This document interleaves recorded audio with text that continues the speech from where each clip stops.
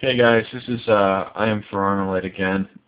Discussion topic part 2 of the Iraq War vet versus the SWAT of the Washington D.C. Police Department. Secondly, I just want to start off with this. I have nothing against police, but just remember police are not perfect people. They will make mistakes. They do have a chain of command that makes rules and regulations and enacts the type of action that's going to be taken against a certain individual. They set the standard. Again, I encourage everybody to check this out. Also, there's a guy from New York. His name's Vinny, S something. I can't remember. Forgive me. I'll just post the link, and I'll post the link again to this topic. Oh, and my cool bandoliers. I love it. I recommend somebody getting a bandolier. They're nice and quiet when you take them out, especially if you go like duck hunting and you're going where you need to be quiet. Bandoliers work great. I recommend Hornady. That's what I got. I'm going to get another one of these. I don't know, I just love bandoliers. And, okay. You know, I had a person made a response about, well, do you request that everybody gets a lawyer? And I was like, well, no, but it doesn't hurt to call a lawyer and ask him if I'm correct in transporting my guns to a state like New Jersey or New York, because like there's a guy, Vinny, that's from upper state New York, I think. He says that and I believe what he says, that there might be a state law, but just remember there's a city ordinance or a county ordinance about guns, and every county is different. Like this, like Vinny, you guys knew SS-194 or something like that. I'm not totally 100% sure. No insult to the guy. No pun intended for getting his channel name wrong. But just remember, just because you go and you get an app that says it knows about the laws, you better make sure that you're confident and you fully understand the law. Because if you don't, you're going to wind up like this guy here, and it's not going to be pretty. I don't have to go through the whole story. This one goes into a little bit more detail because I'm emphasizing this strongly because I'm tired of hearing and seeing people get in trouble for just having a gun that was legal in their own state and doing something stupid and like not checking and recheck with the laws. You know, there's a guy in New Jersey a couple years back that contacted the New Jersey State Police. And he moved from Colorado to New Jersey, and he was legal in Colorado but not legal in New Jersey, and he even contacted the New Jersey State Police. So contacting the police alone, there's so many laws on the books, guys.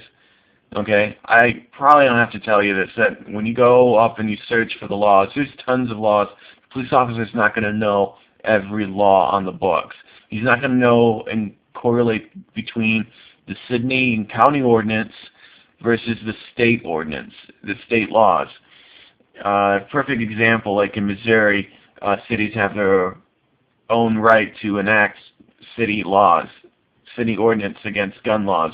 Even though it's an open carry state, you go into one city and they have an ordinance against it, you can see yourself in some deep, deep trouble. You know, it doesn't hurt to contact the police, but, you know, I'm a little sketchy about contacting them. You never know. They could like go, you know, there could be some real, God forgive me, there can be some real like a-holes, okay? They'll start taking down your license plate and all this other shit, and you're just asking like, what are the laws before I transport? And they're like, oh, you coming through here? Or you know, I don't have to tell anybody who's probably been through that scenario. You know, there's go to the NRA website and they have about the gun laws and what to do. Also, there's apps, but remember, look over the law. If you're confident enough, then great, go at it, have fun. But if you're not, I suggest you at least contact a lawyer and say, am I legal, okay, with this certain type of gun? Now, you know, if it's something simple as, well, you can't have a collapsible stock, well, then you don't need to contact a lawyer about that. But if you're totally unsure If you're absolutely 100% unsure and your gut's telling you that I'm not sure if I totally understand it, contact a lawyer and say, because then you're going to find yourself, if you don't, you get pulled over and you say, hey man, I know the laws, I got this. And then you have your, like in New York, you have your ammunition inside the trunk, and then you don't have it up front, you're in trouble. You're in deep trouble. Like I said, the video from New York said that you're in deep hell of a trouble if you do that. Okay? In Michigan, that's cool as long as the ammo's separate and your gun is in the case, but it's separate from the ammunition. You know, some states require you to have the ammunition totally up front and not in the same vicinity in your car, same trunk. So please, don't be like this Iraq vet, and stay smart, guys. And let me know if you guys have any experiences with the laws in New Jersey, Maryland, or New York, or in Washington, D.C. And I recommend just checking up with NRA videos every once in a while and looking up Emily Miller's articles, because she's a great girl. And talk to you guys later. Bye.